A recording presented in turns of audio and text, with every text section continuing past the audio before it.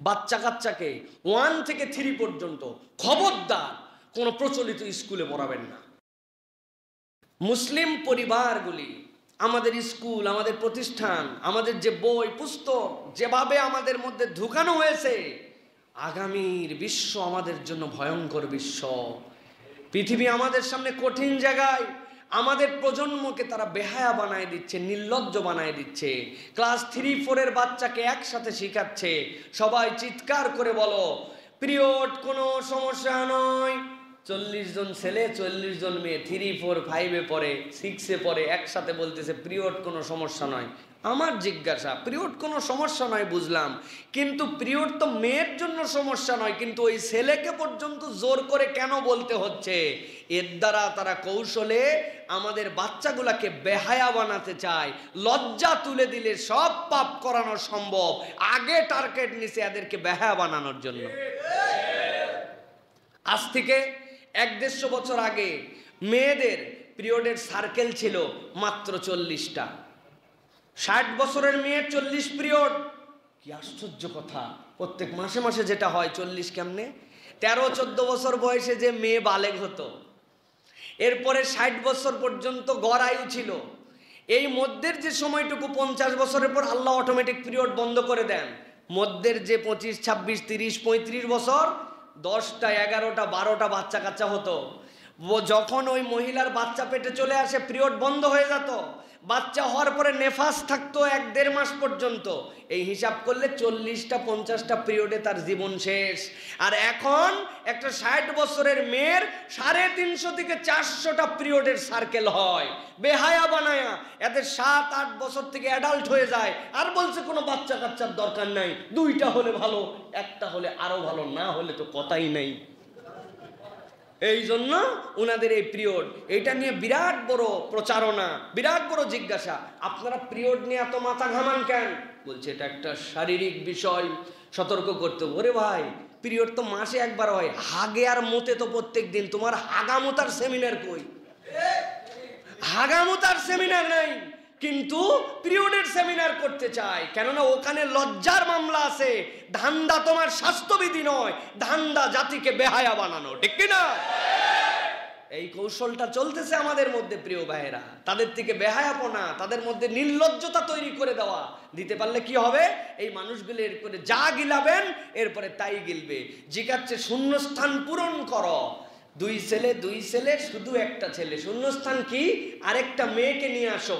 বলে তুমি সম্মতির ভিত্তিতে, যৌন চাহিদার সংজ্ঞা ভিন্ন, চুমু দিতে পারো, জড়ায়ও ধরতে পারো, আপনও ভাবতো, সম্মতির ভিত্তিতে হলে এটা নাজায়েজ কিছু নয়। তাদের ভাষায় তারা শুরু করছে এখান থেকে, উঠাতে চাই শেষ পর্যন্ত। টার্গেট কি? টার্গেট সমকামিতার বীজ এদের মধ্যে ছড়ায় দেওয়া, যেই জেন্ডার আইডেন্টিটি ক্রাইসিস তৈরি করা। হওয়ার পরে তুমি মানুষ, বড় হয়ে তুমি সিদ্ধান্ত নিবে পুরুষ না নারী। এটা কি ছোটোর থেকেই হয় নাকি? এখন ছোটোর থেকেই বলবেন হুজুর এটার প্রমাণ? আগে বলতো ladies and gentleman, welcome, hello ladies and gentleman. এখন বলে না, এখন কি বলে? Hello everyone. খেয়াল করেন না? হ্যালো এভরিওয়ান মানে কি? একজন বলছে আপনি লেডিস অ্যান্ড জেন্টলম্যান বললেন, আমরা লেডিসও না জেন্টলম্যানও না, আমরা নিজেরা আছে এত বড় জিনিস, কিন্তু বলতেছি আমি নারী, তা আমাকে আপনি নারীর বাহিরে আলাদা সংজ্ঞায়ন করতে হবে। এই জন্য ওনারা বলছে এখন আমরা লিবারেল হতে হতে হ্যালো এভরিওয়ান, এর মধ্যে সবাই আছে। কথা শুনতে সহজ, কিন্তু শয়তানের বীজ এর মধ্যে ঢুকানো আছে। এই শিক্ষা ব্যবস্থা আমাদের সন্তানের জন্য আপনি ঠিক যত জোরেই বলেন কাম হবে না। শরীফার গল্প একটা দূর করছে, কিন্তু আপনার মানচিত্রের মধ্যে ফিলিস্তিন আসে নাই। এখন পর্যন্ত বাংলাদেশকে দেখানো হয়েছে ইতিহাস বইয়ের মধ্যে, এটা বৃহত্তর হিন্দুস্তানের একটা পাঠ। আমার ইতিহাস বিকৃতি, আমার স্বাস্থ্যবিধির নামে চরিত্রের বিকৃতি, আমার এই ভূগোলের মধ্যে আমার দেশের সভ্যতা, আমার দেশের সার্বভৌমত্বের বিকৃতি, এইগুলা পদে পদে ঢুকানো হয়েছে। এটাই আমার শিক্ষা ব্যবস্থা।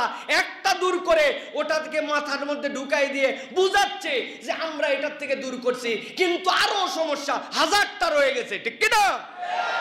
কি মনে করেন আপনারা? আমরা খবর রাখি, কিন্তু খবর রেখে কদ্দূর কি করতে পারবেন জানি না। এমত অবস্থায় আমাদের মুসলিম পরিবারের করণীয় কি? আমি আমার ক্ষুদ্র সেন্সে আপনাদের কাছে দুইটা কথা বলবো। এক নম্বর, প্রিয় ভাইয়েরা, বাচ্চা কাচ্চাকে 1 থেকে 3 পর্যন্ত খবরদার কোনো প্রচলিত স্কুলে পড়াবেন না। শেষ কথা। নুরানিতে পড়ান, 1 থেকে 3 পর্যন্ত নুরানিতে পড়ান, মাদ্রাসায় পড়ান, না হলে হোম স্কুলে পড়ান, বাড়িতে পড়ান। টার্গেট করেন এই 1 থেকে 3 এর মধ্যে 5 পারা মুখস্থ হবে, 100টা হাদিস মুখস্থ হবে, ইসলামের তাহারাতের বিধান সে শিখে ফেলবে, ইসলামের ফরজ ওয়াজিবাত এইগুলা জেনে ফেলবে, তার একটা মোরাল ডেভেলপমেন্ট হবে। এরপর আপনি যেখানে মন চাই দেন। সবাই তো আর হোম স্কিল করতে পারবে না, সবাই তো এরপরে টিকাতে পারবে না, দিতে হবে, কিন্তু এই 3 পর্যন্ত বুনিয়াদ লাগবে। আর বাংলাদেশে একটা আন্দোলন চালু করেন, বিফোর স্কুল আফটার স্কুল মক্তব লাগবে।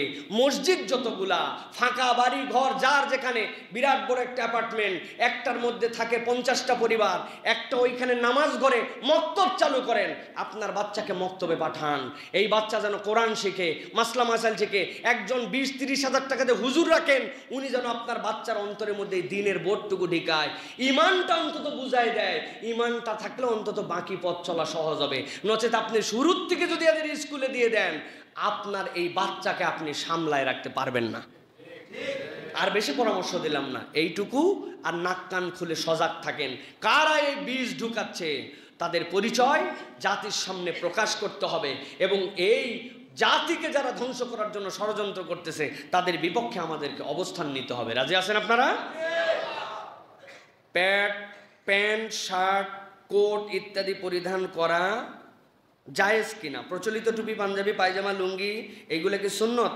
নানান ইসলামিক শরীয়তে নারী পুরুষের পোশাক নীতিমালা দয়া করে জানাবেন।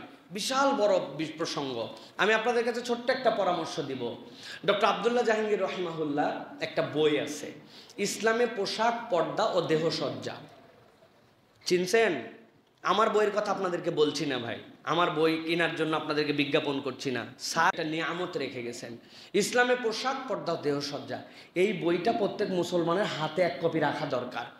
সাজবো কিভাবে, পরবো কি, পোশাক কি হবে, আপনি এই বইটুকু অন্তত পক্ষে আপনি রাখার চেষ্টা করেন। প্রিয় ভাইরা, বেসিক বলি, ইসলামের ড্রেস কোডের ক্ষেত্রে প্রধানতম 2টা বিষয়। অন্য ধর্মের সাথে সাদৃশ্যতা থাকা চলবে না, আর তাকওয়ার খেলাফ হওয়া চলবে না। আপনি শার্ট পরেন, প্যান্ট পরেন, কিন্তু শার্টের ধরন এমন, প্যান্টের গঠন এমন যে এটা অন্য ধর্মের কোনো ধর্মীয় অবয়বের সাথে, পোশাক আদির সাথে মিলে গেছে, এটা আপনার জন্য স্পষ্ট হারাম, আপনি এটা পড়তে পারবেন না। আর 2 নম্বর, তাকওয়ার খেলাফ। হ্যাঁ, কোনো ধর্মের সাথে মিল নাই, শার্ট আপনি পরতেছেন জেনারেল পোশাক, পাঞ্জাবির মতো এখন হয়ে গেছে, কিন্তু এই শার্ট পরার পরে আপনি রুকুতে গেলে আপনার পাছা বের হয়ে যায়, প্যান্ট পরে গেলে আপনার টিকনা বের হয়ে যায়, অথবা যেই প্যান্ট পরছেন এমন টাইট আপনি দাঁড়ায় প্রস্রাব করতে হয়, বসে মুততে পারেন না, অথবা দেখলে মনে হয় অমুক দেশের অমুক বেহায়া নন ইসলামিক নায়ক নায়িকা অমুকদের অনুকরণে, যেটা মুসলিমের চরিত্রের সাথে যায় না, এরকম হলে এটা আপনার জন্য নিষিদ্ধ। নচেত আপনি টাকনুর উপরে ঢিলে ডালা শার্ট পরেন, পাঞ্জাবি পরেন, গেঞ্জি পরেন, যা পরেন, আপনার জন্য অবৈধ নয়। দ্বিতীয় কথা, আল্লাহ কোরআনুল কারীমের মধ্যে বলছেন, ওয়া লিবাসুত তাকওয়া যালিকা খায়র। লিবাসুত তাকওয়া কি? যেই পোশাক পরলে একজন মুসলিম সন্তান দেখে মনে হবে হি হ্যাভ এ আইডেন্টিটি, সেটা হচ্ছে তার মুসলিম পরিচয়। রাসূলুল্লাহ সাল্লাল্লাহু আলাইহি ওয়াসাল্লাম নিষেধ করেন, কিন্তু নিশ্চয়ই রাসূল সাল্লাল্লাহু আলাইহি ওয়াসাল্লাম পোশাক পরেছেন। তার পোশাকের কাছাকাছি কোন পোশাকগুলো ছিল, কোনটা পরলে একজন মুসলমানকে মুসলমান মনে হয়, অথবা মুসলমানদের অধিকাংশ মানুষ কোনটাকে ইসলামিক ড্রেস হিসাবে ওন করে, ফিল করে, সেইটা আপনাকে পড়তে হবে। প্রিয় ভাইরা, কোনো ইহুদি নাসারা তারা কি জুব্বা, তোপ, পাঞ্জাবি এটাকে তাদের পোশাক মনে করে? তা আপনি কেন তাদের শার্ট প্যান্টকে কেবল আপনার পোশাক মনে করবেন? জায়েজ, কিন্তু আপনাকে বুঝতে হবে আকরাবু ইলা তাকওয়া কোনটা, আপনার কোনটাকে আপনি ওন করেন। আপনি ঈদের দিন কোন পোশাকটা পরে যেতে চান? কই, ঈদের দিন তো শুটেড, বুটেড, কোটেড, এমন স্টাইলে একবারে শর্ট উপরে আবার ইয়া লাগায় টাকায়, আপনি ওই দিন ফিল করতেছেন আমার একটা পাঞ্জাবি পরলে ভালো হয়, একটা জুব্বা পরলে ভালো হয়। তার মানে আপনারও সফটলি মনের মধ্যে আছে যে কোন পোশাকটা আমার ধর্মের সাথে কানেক্টেড, ওটাই আপনার জন্য পোশাক। আর ওলামায়ে কেরামের ক্ষেত্রে আরেকটা বর্ণনা আসছে, যেই অঞ্চলের যে ওলামায়ে কেরাম যে পোশাকটাকে ওন করেন এবং এইটা শোহরাত হয়ে যায় যে ওটা ওলামায়ে কেরামের পোশাক বা ইসলামিক পোশাক, ওইটাকেও আপনাকে মূল্যায়ন করতে হবে। বাংলাদেশের মানুষ বেশিরভাগ সেমাক পরে না, এ মাথার উপরে যে আমরা রুমাল পরি, এটা আমাদের কালচার না, কিন্তু আরব বিশ্বের মানুষরা এটা পরেন। এখন এইটাকে আপনি টিটকারি করে ওই যে ঘুমটাওয়ালা বলে যদি আপনি টিটকারি করেন, তাহলে আপনি মুসলমানদের একটা পোশাককে আপনি সামগ্রিকভাবে আপনি টিটকারি করতেছেন। এটা আপনার জন্য উচিত হবে না প্রিয় ভাইরা। সুতরাং পোশাকের ড্রেস কোডে মনে রাখবেন, বিধর্মীদের সাথে মেলা চলবে না, তাকওয়ার খেলাফ পোশাক হওয়া চলবে না, আর 3 নম্বর মুসলমানদের পোশাককে আপনার প্রায়োরিটি দিতে হবে। এইভাবে যদি আপনি পড়েন, এগুলো সবই আমাদের পোশাক। আল্লাহ আমাদেরকে বোঝার তৌফিক দান করেন।